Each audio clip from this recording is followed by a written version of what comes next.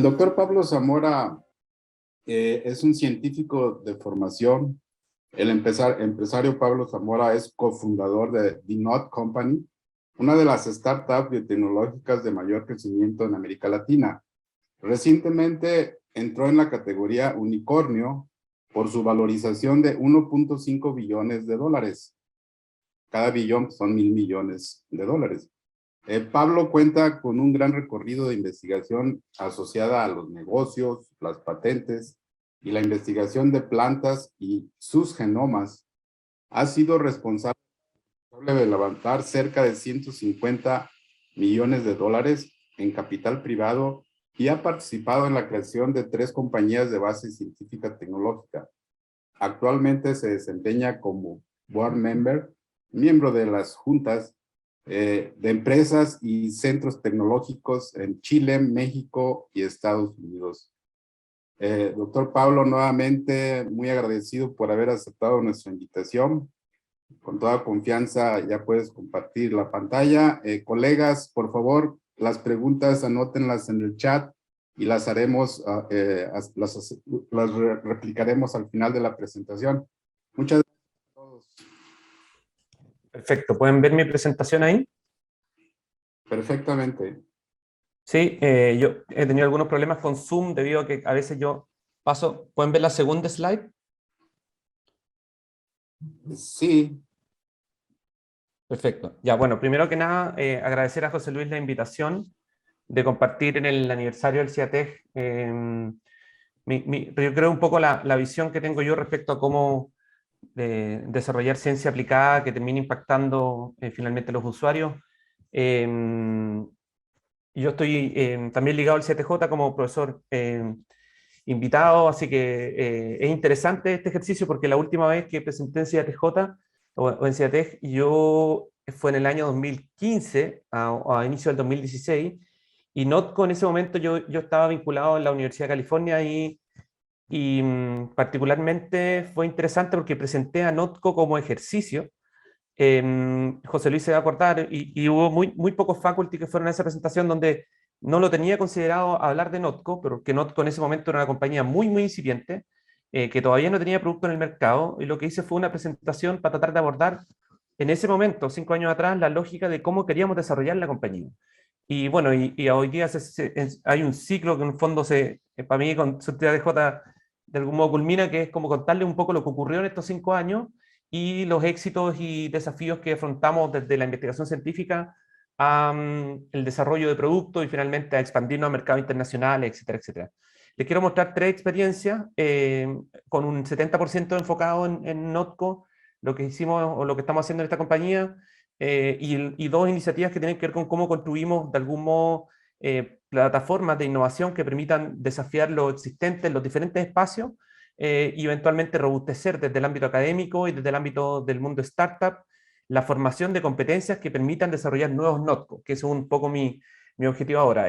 No creo que las compañías exitosas, al menos desde lo económico, debiesen ser excepciones, sino debiesen ser de algún modo regulares, y para poder desarrollar estas competencias es necesario tener abordajes más bien sistemáticos, donde se sumen capacidades, ayudan a los científicos a buscar sus complementariedades técnicos, financieras, para poder desarrollar de algún modo musculatura que permita enfrentar los desafíos de crecimiento de la manera más adecuada. Entonces les voy a contar brevemente lo que es NOTCO para los que no lo conocen. NOTCO es una compañía de FoodTech. Cuando nosotros partimos en el año 2015, la palabra FoodTech o tecnologías en el ámbito de la alimentación era bastante menos usada que hoy día, y esta compañía tenía un propósito muy marcado, que era tratar de desarrollar tecnologías que nos permitieran romper con algo que nosotros consideramos que era muy desafiante, pero al mismo tiempo muy dañino, que era la industria de la proteína cárnica, el uso de los animales en la agricultura, el uso de los animales en la alimentación masiva, y cómo nosotros desde nuestras perspectivas científicas podíamos básicamente identificar una problemática. Y originalmente esta compañía nace como un ejercicio intelectual de 2 investigadores, una persona en el área de Data Science, que es uno de los cofundadores, y yo, que vengo del mundo de la bioquímica y la genómica de plantas, para tratar de resolver este problema que tenía que ver con cómo podemos reemplazar ciertos atributos de funcionalidad utilizando fuentes de origen evolutivo diferentes. Entonces, la compañía se llama Notco, yo soy su fundador y originalmente el director científico de la compañía, y actualmente me desempeño como Scientific Advisor de la compañía, que ha crecido bastante, como les voy a contar ahora. No sé si me escuchan, quizás estoy hablando solo. ¿Me escuchan? Y sí, te escuchamos, claro y Ya, fuerte. perfecto. Y bueno, me imagino que están viendo la segunda slide. El problema principal que identificamos en su momento es que consideramos que el sistema alimenticio estaba quebrado de alguna manera, ¿verdad?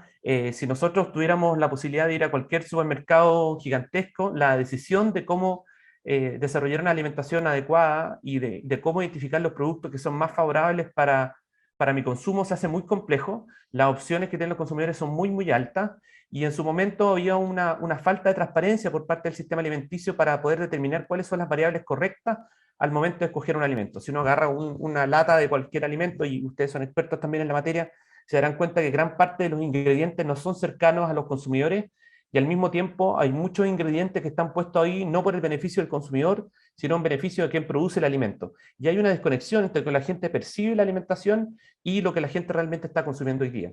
Entonces, si nosotros miráramos un árbol de decisión de cómo ocurría o cómo ocurre normalmente la elección de qué producto yo entro a mi canasta y finalmente qué producto le entrego a mi familia, por un lado tenemos alimentos que son altamente adictivos, que son muy baratos y son muy sabrosos, alto en sal y alto en azúcar, ¿verdad? Y por lo general esos alimentos son poco saludables, son ineficientes en su sistema productivo, no son sustentables, generan muchos de ellos externalidades negativas como obesidad, diabetes, problemas fisiológicos de diferente índole. Y por otro lado, en el diagnóstico original que teníamos hace 6 años atrás, es que los alimentos que sí cumplían con las características que los consumidores requerían, ¿verdad? Que fueran eficientes, sustentables, seguros y con beneficios para salud, por lo general tenían un costo mucho más elevado y había un penalty muy grande en el sabor. Entonces eran productos fome, productos costosos, y por lo general estos productos no estaban disponibles para todas las personas.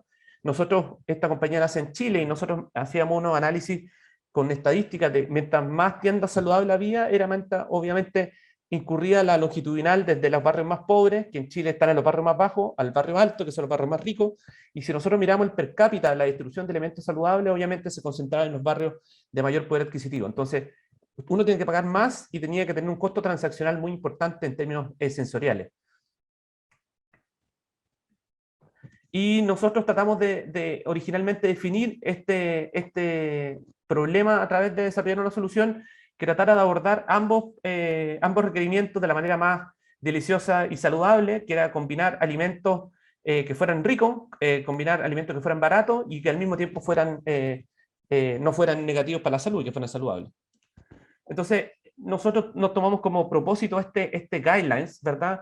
Que en vez de decirle a los consumidores que la gente estaba comiendo mal, que tenía que cambiar y que tenía que comer espirulina o tenía que comer más alga o tenía que tomar shot de alimentos crudos y decir que el consumo de los alimentos masivos que están atachados en nuestra cultura estaba errónea, nos pusimos la siguiente como statement que tenía que no cambiemos los alimentos que amamos comer, sino cambiemos la forma en que hacemos los alimentos que amamos comer. Entonces no le digamos al consumidor que consumir hamburguesa está mal, no le digamos al consumidor que la leche hace mal, sino nosotros adaptémonos a estas prácticas culturales y lo que hagamos sea tratar de incidir en el proceso y en la lógica del alimento y no en el alimento en sí, cosa de no incurrir en las personas en costos transaccionales al momento de tomar la decisión, no sea por precio y no sea por sabor, ¿verdad?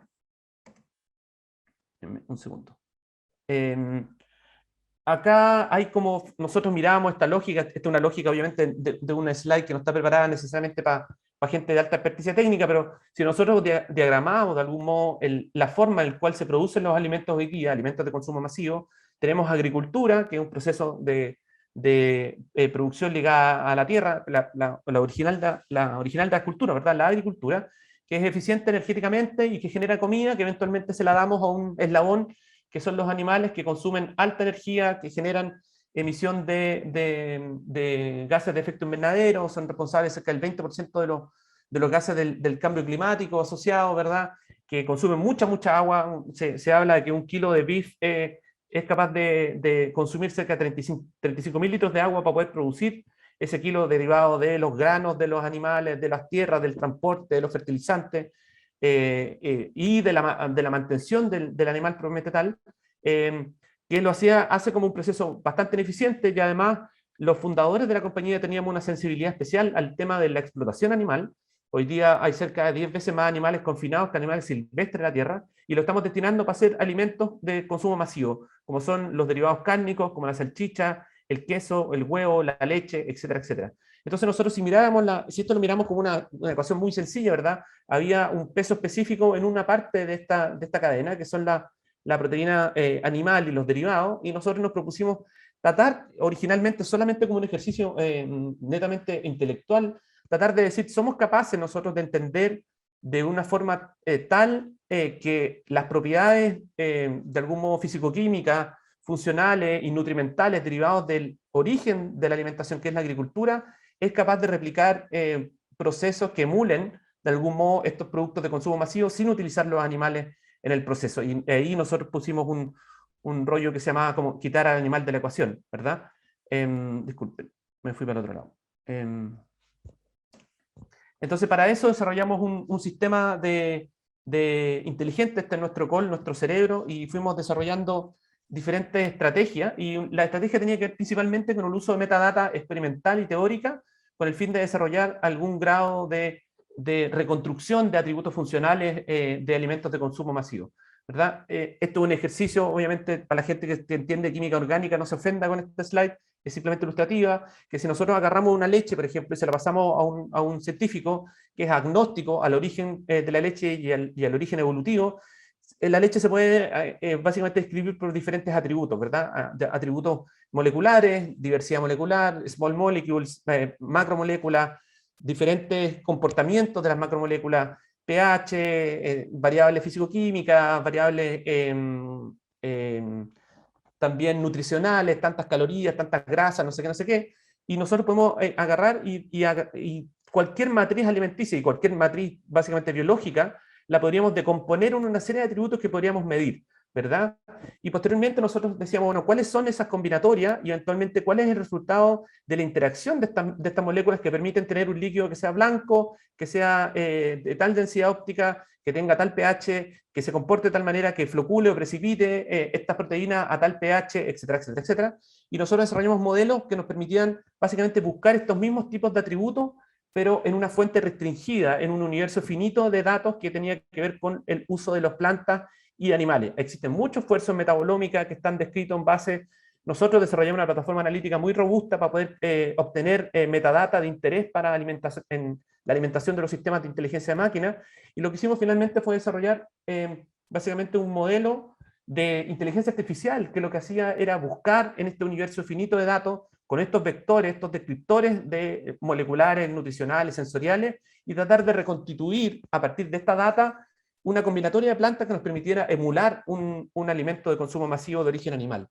Esa es la gran, yo creo, la gran apuesta, utilizar datos estructurales de datos bioquímicos de dos reinos particulares para tratar de forzar el sistema a hacer búsquedas de estos atributos y reconstituirlos a partir de el target fit, que es el alimento de origen animal. Y desarrollamos un modelo de inteligencia artificial que se llama Giuseppe, en honor a Giuseppe Arcimboldo, que probablemente lo conocen ustedes, que es un pintor milanés del Renacimiento que pintaba todos los rostros con frutas y verduras. Entonces lo que logramos fue dijimos, hagamos los mismos alimentos, pero los no alimentos. Y desarrollamos algo que le llamamos los not products. Y el primer producto que salimos, que de este producto yo lo tenía desarrollado ya cuando fuimos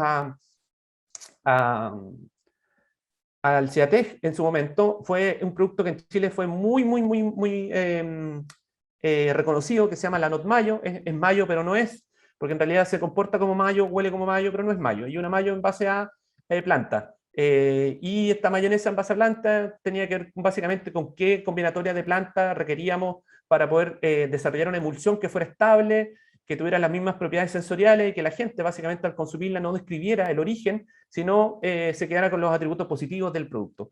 Y obviamente las plantas tienen albúmina, existe una serie de péptidos que se comportan, tienen capacidad antioxidante, y fuimos logrando replicar, esta es la fórmula de la Not Mayo a la derecha, lo que tiene, y la imagen a la izquierda. El producto fue muy bien recibido en Chile, donde nosotros iniciamos esta compañía, recibió mucha atención porque era un producto que costaba lo mismo que el producto de origen animal, que la gente no sabía originalmente que era de planta, sino que era un alimento un poco más saludable, con un perfil nutricional mucho mejor y eventualmente al mismo precio. Entonces eso lo hacía un producto muy competitivo y con un branding muy interesante, y la gente obviamente que tenía una estrategia de compra muy agnóstica, más bien basada en el price point del producto. Si ve un producto al mismo precio, de mejor perfil nutricional, y lo probaban en el supermercado, el 85% de estas personas seguían comprando el producto. Llega un poco de datos del por qué nos metimos en mayo originalmente con esta plataforma tecnológica, porque producir mayo sin huevo es más barato, entonces es 45% más eficiente en costo, porque obviamente al no tener huevo no hay que hacer la trazabilidad de los antibióticos derivados, ni las contaminaciones con salmonela, etcétera, etcétera. Entonces, si nosotros miramos comparativamente los precios, producir una libra de Not Mayo cuesta 0,33 centavos dólar, y producir una libra de una mayo de la competencia es 0,74 dólares, casi el doble, más del doble, y al mismo tiempo, como el price point es el mismo entre ambos productos, el supermercado se veía de algún modo estimulado en vender Not Mayo versus la mayo regular, porque la rentabilidad de la venta era mayor con nuestro producto que con el producto de la competencia, y eso que hizo que los propios retailers tomaran como desafío vender más Not Mayo porque les traía mayor rédito económico, y eso nos ayudó profundamente a la estrategia de posicionamiento de marca. Inicialmente llegamos a todo Chile en forma muy rápida, llegamos a 1.500 tiendas en un año, con un price point con la mayo del mainstream 1 a 1, teníamos el mismo precio, aunque ellos después se fueron a una rebaja constante los siguientes 3 años de un 40% para tratar de sacarnos del mercado, y no lo lograron. Y lo más interesante de todo es que el 92%, y este es un dato que nos entregó la principal cadena retail de Chile, el 92% de los consumidores de este plant-based product no tienen ningún tipo de restricción alimentaria. Entonces logramos romper la inercia de los alimentos veganos. Este es un alimento vegano, claramente, nunca fue declarado así. Entonces pudimos entrar a un tipo de consumidor que era capaz de comprar carne, huevo y llevarse una Not Mayo para la casa. Y de hecho fue tan así que hoy día hay gente que se reconoce que consume productos Not, pero no necesariamente tiene el 100% de la dieta cambiada, y logramos de algún modo democratizar el discurso con el fin de no quedarnos en la alimentación orgánica, saludable per se, y vegana, que es un nicho que tiene mucha resistencia en el consumidor, sino que nos fuimos por una estrategia mucho más mainstream, y es lo que hemos logrado con todos los productos hoy día, y hizo que la compañía fuera exitosa en sus inicios.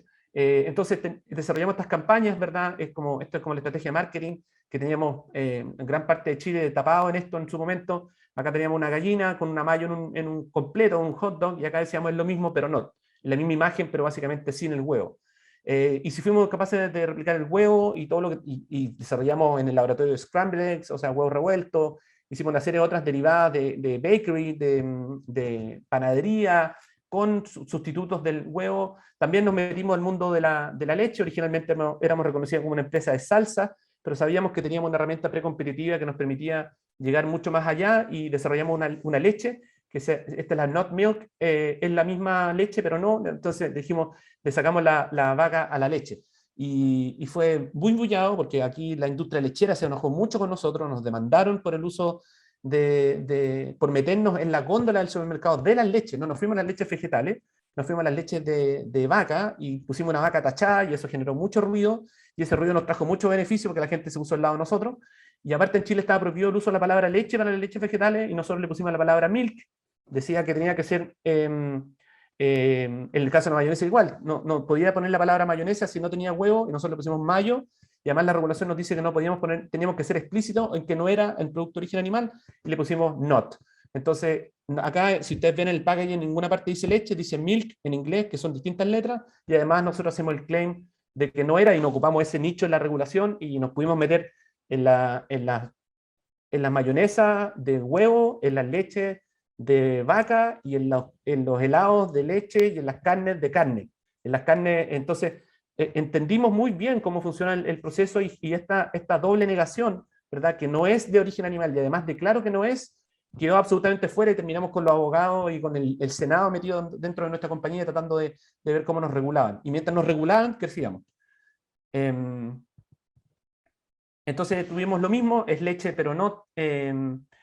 si podíamos hacer leche, que básicamente con una cremosidad muy igual, con que uno puede hacer yogur en su casa porque las proteínas fermentan, precipitan, se agregan y se comportan igual. Podíamos desarrollar crema para poder hacer helado, y desarrollamos un helado lácteo, pero que no tiene leche de vaca, que son la primera línea como de creamy ice cream que se desarrolló y se llama The Not Ice Cream.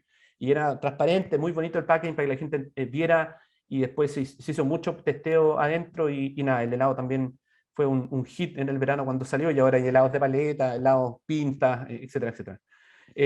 Como éramos capaces de desarrollar las otras matrices, también nos fuimos a desarrollar carne rápidamente. Esta es una empresa de tecnología, por lo tanto no era una empresa de carne, sustitutos cárnicos per se o sustitutos de leche per se, sino intentamos ser muy, muy competitivos en las diferentes verticales y convertirnos en una empresa que sea capaz de rápidamente, de la manera más eficiente y más ágil, desarrollar alternativas plant-based para todas las categorías de relevancia de los consumidores, y nos fuimos a desarrollar el Rebel Whopper para Burger King, y bueno, ahora está el Rebel, la hamburguesa de Burger King en Chile, acabamos de entrar a Paraguay, la compañía entró a Paraguay, está entrando a Brasil y a los países andinos.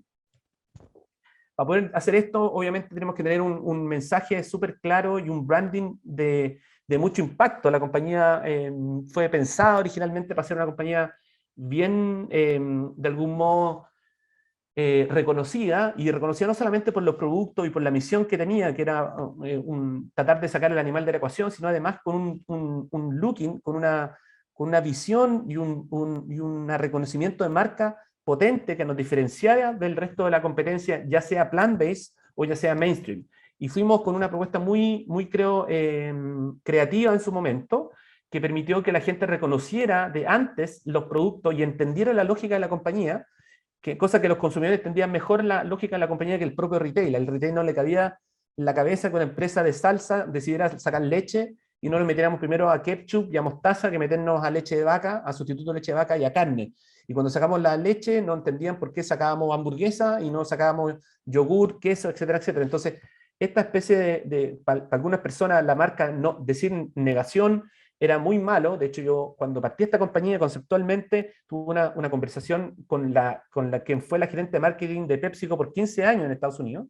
Me decía, lo peor que tú puedes hacer, no lo hagas, es poner una cruz, porque la cruz es veneno para los alimentos, y decir algo negativo utilizando el negro como tu principal color, es todo lo que la industria no quiere. Y nosotros nos fuimos con eso, nos fuimos con un not, nos fuimos con una cruz y nos fuimos con el negro. Y logramos como de algún modo reivindicar ese espacio desde la negación y construir desde la negación. Y eso hizo que la marca se reconociera distintamente todo el resto de las cosas que andaban dando vueltas en su momento.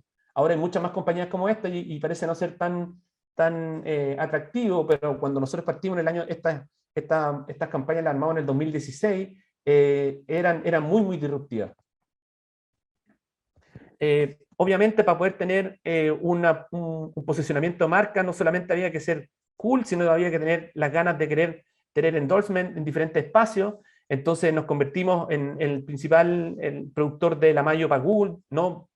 Para todas las oficinas de Google en el mundo utilizan Not Mayo en sus refrigeradores, y le hicimos un packaging especialmente para ellos.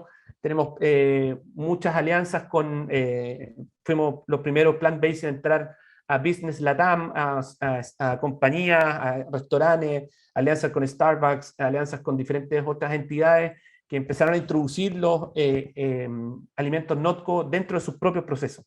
Y eso fue muy bueno.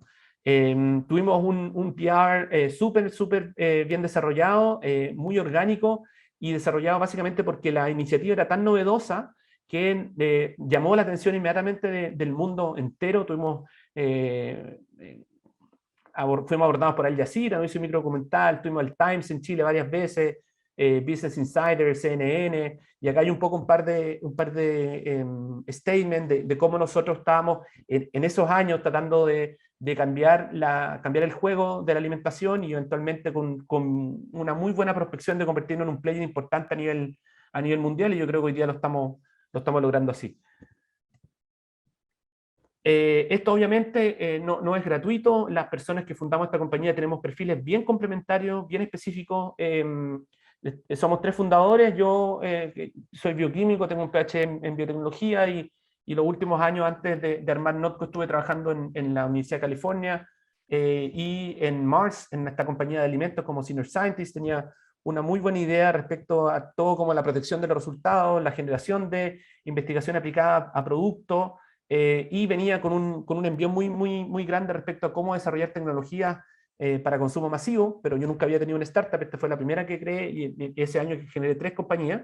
Entonces yo era la persona ligada a la ciencia. Por otro lado, el otro co-founder más técnico es Karim Pichara, que es un PhD en Computer Science, que tiene un postdoc en Harvard y muy experto. Él desarrollaba herramientas de Machine Learning para radioastronomía, para básicamente detectar composiciones composiciones químicas de estrella a partir de imágenes de radiotelescopio y telescopio, y puso esa lógica a la data que yo iba generando, íbamos estructurando estos diferentes módulos de aprendizaje con input de diferente naturaleza, ¿verdad? Que tenía que ver básicamente con los descriptores químicos y no químicos que yo les comentaba al inicio de la presentación.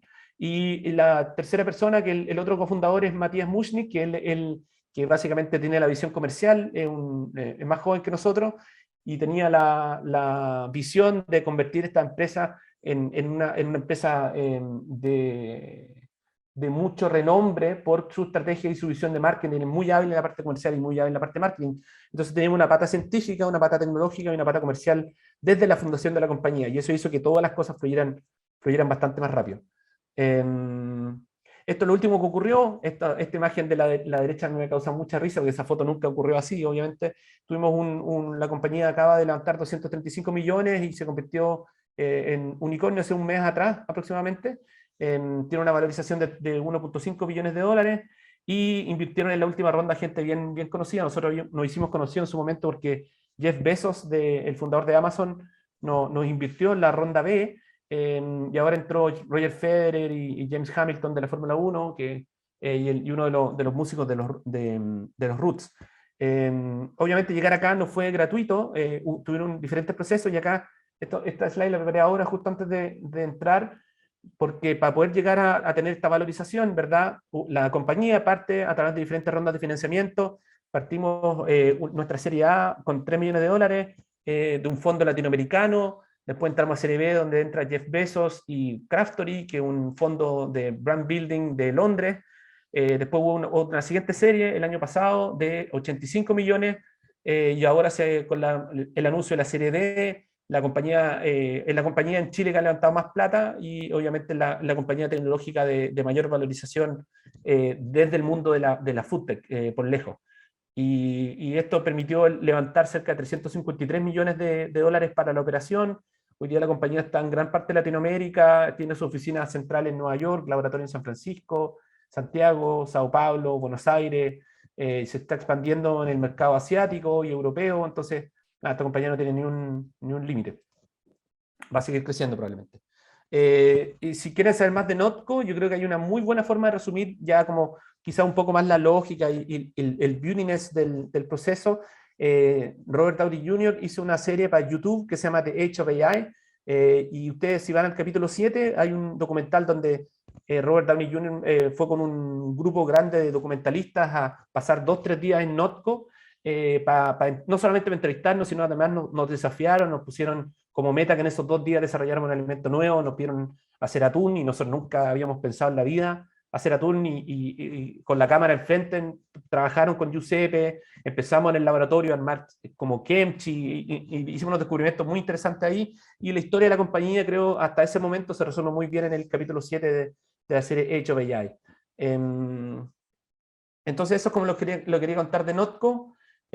Ahora les voy a contar así, de forma muy breve, 2 iniciativas más en las que estoy trabajando. Una de ellas se llama Apta Builder, que junto a otras personas decidimos como tratar de desarrollar de manera más sistemática el desarrollo de compañías a partir de la diáspora de la investigación académica derivado de universidades y centros tecnológicos. Este es un programa muy novedoso, creo yo, porque es el primer company building reconocido para universidades y centros. Normalmente los company builders la hacen dentro de las compañías para abordar nuevos desafíos, pero nosotros entendíamos que existía, al menos en Chile, un gap entre las capacidades científicas contenidas en las universidades y las necesidades sociales que no se están satisfaciendo por los mecanismos de transferencia tecnológica tradicional, ¿verdad? Que son licenciamiento de tecnologías, patentes o acuerdos o sponsor research. Entonces dijimos, bueno, ¿qué pasa si desarrollamos las competencias que hoy día se hace para el mundo privado, full privado, pero ponemos a disposición estas mismas capacidades para poder catalizar la movilidad de resultados de investigación de centros y universidades desde la universidad hacia el mercado a través de la generación de compañías? Lo que hicimos fue trabajar durante el año pasado con el primer llamado, postularon cerca de 200 investigadores de todo Chile con resultados de investigación que venían de financiamiento público, muchos de ellos, pero que no tenían las capacidades para formar una compañía, no tenían los conocimientos en marketing, no tenían los conocimientos en comunicaciones, no necesariamente contaban con sus co-founders. Entonces hablamos de construir este Company Builder, que está amparado en un programa nacional que se llama los Hubs de transferencia tecnológica, y decidimos, yo básicamente lo que hice fue reclutar gran parte de mi red, que ya venía trabajando conmigo en Node, en UC System antes, y ponerlos a trabajar para construir compañías, startups, que vengan y que nazcan desde la universidad y los centros tecnológicos y ayudarle en el proceso de crecimiento. Entonces, ese fue el llamado que hicimos. Y tuvo una muy buena receptividad, no solamente porque las personas que estábamos ahí teníamos cierto grado de track record, estaba yo, estaba Alex Ellenberger, que es de fondos de inversiones, que ya llevan harto tiempo en el ecosistema, sino además porque nos permitía como desarrollar una forma, un método de cómo desarrollar compañía. Gracias a los Company Builder, es que es una fábrica de hacer empresas. Y hoy día tenemos nuestro segundo llamado, ahora estamos recibiendo compañías de toda Latinoamérica, o sea, son protocompañías, son compañías que todavía no existen, y la idea es que en este programa de emprendimiento, la idea era promover la creación, desarrollo y crecimiento de estas compañías de base científica tecnológica, y utilizar toda la red que nosotros teníamos para poder catalizar estos procesos en los investigadores y eventualmente convertirlos en emprendedores. Un ejemplo de Company Building que es mucho más consolidado, obviamente, es Idea Lab, que se encuentra en Pasadena, que de ahí han salido, como por ejemplo, uno llega con una idea y termina con una compañía, como Picasa, ChangeTip, Intranet también han salido de ahí. Entonces, esto permite, de algún modo, agarrar input de investigadores y científicos que vienen de la academia, desarrollar financiamiento para hacer los últimos tests que permiten moverlos de un TRL4 a un TRL8, 9, trabajar en el management team, constituir una compañía, buscar la validación y la regulación de los productos y servicios que esta compañía va a ejecutar, atraer una red de alianzas y de redes de trabajo que nos permitan apoyo en las diferentes dimensiones del negocio, en apoyarlo en la estructuración legal y en los acuerdos para poder desarrollar alianzas comerciales y posteriormente firmar agreements que les permitan a ellos finalmente poner a disposición esta solución que originalmente nacía en la universidad y posteriormente se cataliza a través de esta compañía para impactar el resto de la industria y la gente en su conjunto. Teníamos diferentes modelos para cómo abordar esto.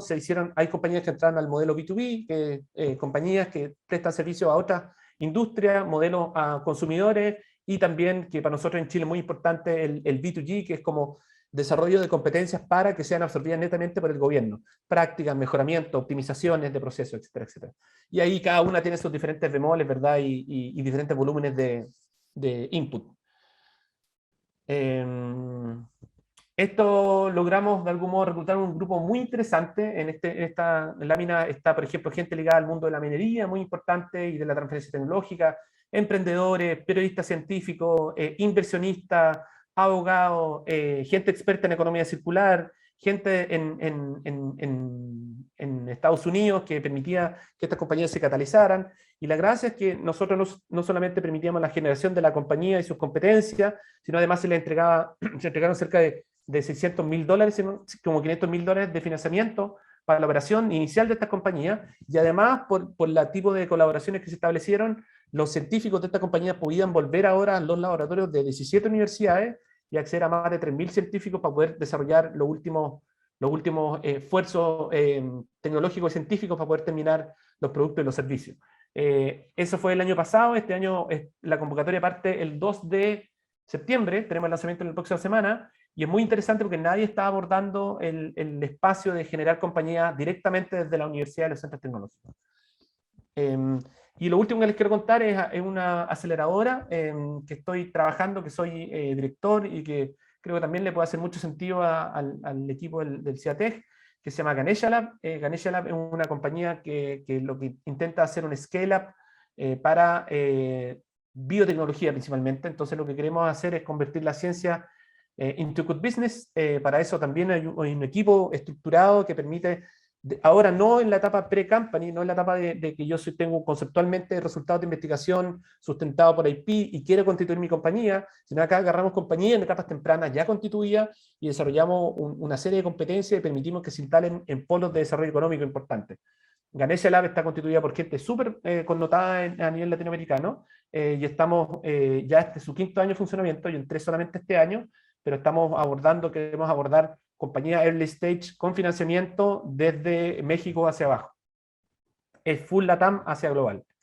Entonces Ganesha Ganesha Lab es una scale-up de biotech global que tiene base en tecnologías para Latinoamérica, y la idea es generar internacionalización de estas compañías y preparar a los emprendedores para navegar en los mercados competitivos a través de diferentes habilidades y diferentes training que les permiten a ellos tener mentores, tener gente que les ayude a desarrollar sus modelos de expansión y crecimiento, que es muy doloroso para la startup, que ayuda a buscarle las inversiones y que eventualmente les ponga a disposición la red internacional que tiene Ganesha para poder hacer su operación en los diferentes mercados exigentes. Entonces esto simplemente, no quiero profundizar demasiado en Ganesha, pero el fondo es se le entregan a los emprendedores diferentes módulos que tienen que ver con cómo el desarrollo del negocio, cómo se identifican clientes y se desarrollan los mercados, cuáles son las claves para poder hacer el éxito global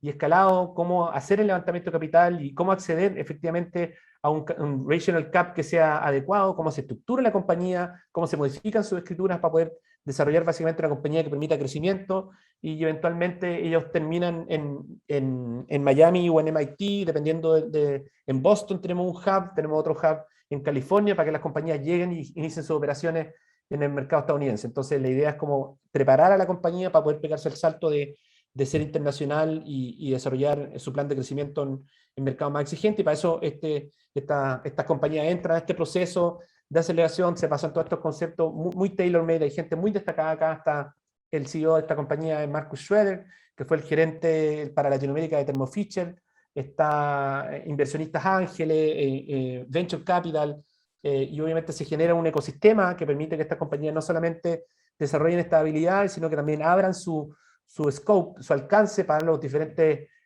potenciales otras aplicaciones que los propios founders no piensan. Se hacen procesos como los due diligence, nos metemos mucho en tratar de entender las finanzas, la constitución de equipo, la propiedad intelectual, el robustecimiento de su plataforma científica, los negocios, lo legal, y sobre eso se construye un plan de acción para cada una de las compañías que permite posteriormente movilizar. Acá hay compañías muy interesantes.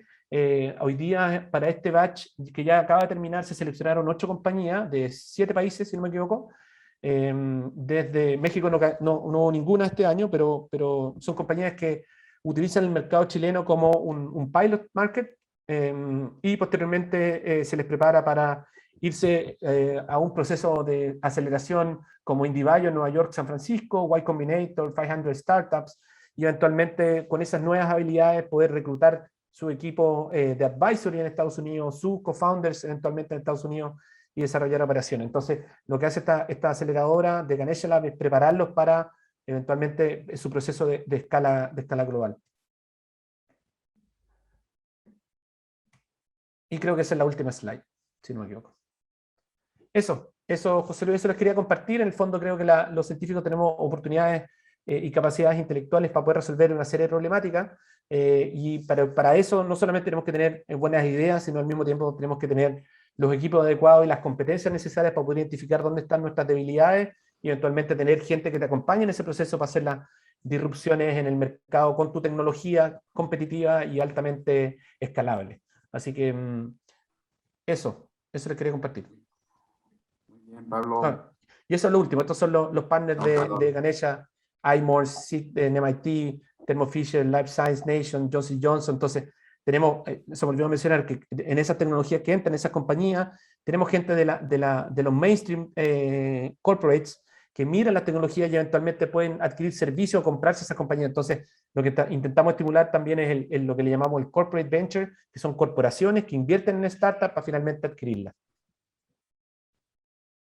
Creo que eso es todo. Ahí sí que es todo. Excelente, Pablo. Muchísimas gracias y felicidades, la verdad, todo un recorrido tremendo que has hecho y sigues caminando en ese sentido. Damos paso a las preguntas, por favor, abrimos el chat para que hagan ahí sus preguntas. Por aquí ya empieza a aparecer las primeras. Si me permites, la voy a leer. Es de Baris Ursúa, te saluda, te felicita y te pregunta, ¿cómo ha sido el impacto del COVID en los distintos rubros? ¿Cómo han ajustado sus modelos? ¿Eso? Sí. Sí, mira, el COVID para el mundo startup en realidad en su gran mayoría le ha beneficiado, creo yo, porque ha permitido cambios de giro, ha permitido eficientar ciertos procesos y obviamente la gente que antes se gastaba la plata en ir a comer y en hacer paseos, se la gastó en productos y servicios. Entonces la cantidad de insumos nuevos, la cantidad de soluciones nuevas que la gente busca es infinitamente mayor a la que buscaba pre-COVID. El encierro ha traído como beneficio para este mundo el desarrollo de soluciones novedosas y con una receptividad al mercado muy grande. Obviamente al principio el confinamiento afectó lo que tenía que ver con la operación, pero si tú logras sortear esos desafíos operativos, yo creo que todas las compañías tecnológicas han pegado unos crecimientos si es que fueron capaces de reconvertirse a tiempo. Esto involucró una serie de desafíos operacionales, como yo decía, pero no veo un efecto negativo. De hecho, en Chile las inversiones han aumentado notablemente, en la TAM. De hecho, en promedio han aumentado más en tiempos de COVID como nunca antes, porque ahora hay más hambre, más necesidad de contar con nuevos productos y servicios. Muy bien. Aquí en México, ¿dónde se encuentran los productos de Notco? Creo que está entrando a ciertas cadenas, no recuerdo exactamente, ya la compañía es tan grande que no tengo la menor idea de dónde van, pero yo sé que está entrando a México, con alianzas con restaurantes y me imagino que van a ir a retail, pero no sé el detalle. Ok, una disculpa. En Chile está en Oxxo, así que me imagino que en Oxxo va a llegar. Sí, ok, gracias, Pablo. Por ahí hay un intruso, espero por ahí Jesús nos pueda ayudar. Pablo, considerando estos 7 años de camino de Notco, si te preguntaran, o más bien te pregunto, ¿cuáles consideras que fueron las barreras más difíciles de vencer en este caminar? Creo que la primera fue la primera inversión. La primera inversión fue difícil convencer a la gente de que lo que tú tienes es suficientemente novedoso y sí, Luz Hernández estaba diciendo no improperio. Eh, es suficientemente novedoso y valioso para ser invertido. Yo creo que romper la inercia en la primera inversión es dificultoso y entrar a retail, negociar los primeros términos para que el retail que te considere que tú eres un nobody y no tienes poder de negociación te dé trato justo, es muy difícil. Las pymes tienen un trabajo, la MIPYME o las pequeñas y medianas empresas no tienen la misma, juegan con las mismas reglas, pero no tienen las mismas condiciones para jugar el juego. O sea, son más pequeñas. Si tú le pagas a una startup a 90 días, le quitaste la caja. A veces las startups tienen que endeudarse para poder parar una producción y cuando no te pagan o te tratan como si tú fueras una corporación grande, no tienes espalda financiera, algunas veces las compañías terminan sucumbiendo al breve caminar, pese a que la tecnología es buena y es valiosa, las deudas de las compañías las mata. Entonces, creo que dos desafíos importantes fueron iniciales, la primera inversión y la negociación de los términos de entrada al retail, y por otro lado también creo algo muy desafiante fue cómo mantener la cultura de la compañía con el crecimiento de la propia compañía. O sea, cómo lograr de ser 3 personas a pasar a ser 5 y de la noche a la mañana a ser 250 en 4 países. Es difícil, es muy difícil el proceso de crecimiento. Muy bien. Aquí preguntan sobre el escalamiento. Pasar a los siguientes niveles es complicado. ¿Cómo se pueden poner las diferentes investigaciones en posibles inversionistas? Pregunta el doctor Melchor. No entendí la pregunta. Para en lo que es un proceso, digamos, de escalamiento del concepto que se tenga, ¿Cómo llegas a poner este proyecto o esa tecnología que está incipiente en manos de un inversionista? Sí, pues en el fondo los inversionistas siempre lo que van a buscar es que el escalamiento sea lo más barato posible y ojalá que exista como norma una inversión en CAPEX lo menor posible. Entonces nosotros para poder sortear la inversión terminamos desarrollando alianzas con copackers o maquiladores que nos permitían ellos invirtieron y nosotros contratábamos servicios de maquila o de producción de las diferentes, entonces nosotros teníamos plantas piloto, validábamos nuestra metodología y nuestros procesos y posteriormente encontramos un partner industrial que fuera capaz de desarrollar la escala global. Entonces, ese modelo es mucho más, creo, beneficioso para la industria de inversiones porque equivale a que tú haces eficiente el uso de los recursos en la operación y no en la infraestructura. Ok, gracias. Los alimentos de Not Mayo se mencionaron con un sabor muy similar al normal y los nutrimentos tendrán mejor calidad que un alimento que no lo es, por ejemplo, la salchicha. Los productos en general, cada uno de los análisis nutrimentales están hechos y obviamente al carecer de huevo, carece de colesterol, las grasas saturadas son menores, por lo tanto los perfiles nutricionales a partir yo creo que la gran gracia de Notco, si tú miras las etiquetas, son bastante sencillas.